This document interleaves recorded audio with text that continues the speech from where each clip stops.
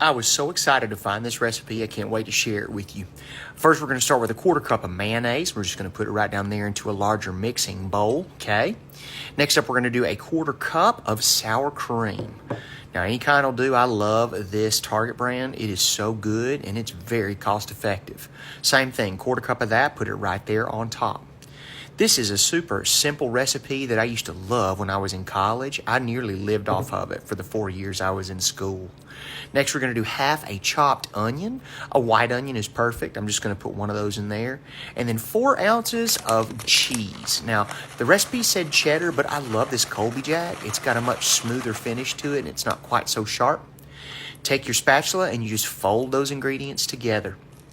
This thing is called a John Wayne casserole, and I absolutely love it. It was creamy, it was meaty, had just a little bit of grease to it, and it stuck to your ribs like none other.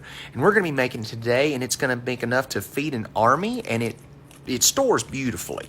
So we're going to go ahead and mix up this creamy bit, and we're going to set it aside while we get together all the other ingredients that we're going to put in the bottom of the crock pot. That's right, slow cooker recipe. Love it. So we're going to bring that big old thing in here, get ready for the rest of it. First up is a little bit of cooking spray. What we're going to do is just spray that all over the inside. Spray it really well because we're going to be cooking a lot of stuff in here for a few hours. It's going to be on the heat for about 3 hours. Want to make sure nothing sticks. Next up, we got 2 pounds of ground beef. I've already browned this and mixed it with a full packet. That's 1 ounce of taco seasoning. Once we get it in there, we're going to spread it evenly around the bottom of the pot. Super, super simple. I've drained it also to make sure that we don't have a whole lot of extra fat hanging out at the bottom. Next, you're going to use 3 medium-sized tomatoes, and we're going to slice those into these discs, and you're literally just going to put those all over the bottom of the pot. That's going to cover your ground beef layer, okay? This dish has such wonderful memories in it for me. Every time I'd come into the cafeteria and they were serving it that day, the lunchroom ladies would just holler at me, "Hey, James, hey, we got John Wayne casserole today. You excited?" And gosh, that just light me up like Christmas. Those ladies were always so good to me because they knew I had such a big appetite. Former fat kid here, so yeah, I love to eat, and they knew it, and I really enjoyed it. Now, the number next, we're going to put in our sauteed red pepper and sauteed onion. We're going to use the other half of that white onion that we had mixed in earlier to our cream mix and a full red bell pepper. We've sauteed that until tender with just a little bit of butter, and that's going to be our next layer.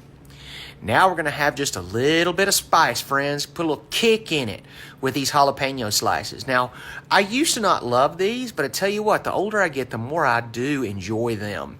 They are a little warm, okay? So if you're not someone who likes spice, you might want to replace it with something like maybe a banana pepper.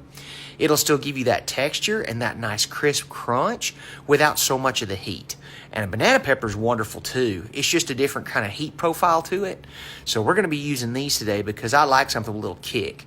And I know that I used to have to drink a whole glass full of milk whenever I was in college to get past the heat of the John Wayne casserole those cafeteria ladies would feed me. Now we're going to get that creamy layer that we had. We mixed it up earlier. This is our mayonnaise, our sour cream, and our cheese. And we're just going to put that right there on top, okay? Super, super simple.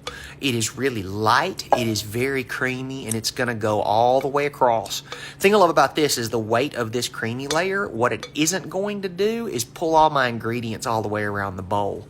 This does really well with just sitting on top. So as we spread it, it's not going to pull any of the other ingredients below it to the top. It's just going to make a really nice layer to sit right there on the top of the meat and the veg. Ooh, I love this. My goodness gracious, yes. So we're going to go ahead and put this on high for about 3 hours in our slow cooker. And that's what it looks like whenever that time is magically gone by. Look at that gorgeous. But we're not done. We're going to take the rest of that 8-ounce package of cheese and put it right over the top. Right here, we're going to get a really nice thick layer going, okay? It's still piping hot on the inside, so it's going to melt pretty quickly. Then we're going to put another layer of our jalapenos. Maybe not quite so many this time. This is more like a garnish than it is for an actual layer.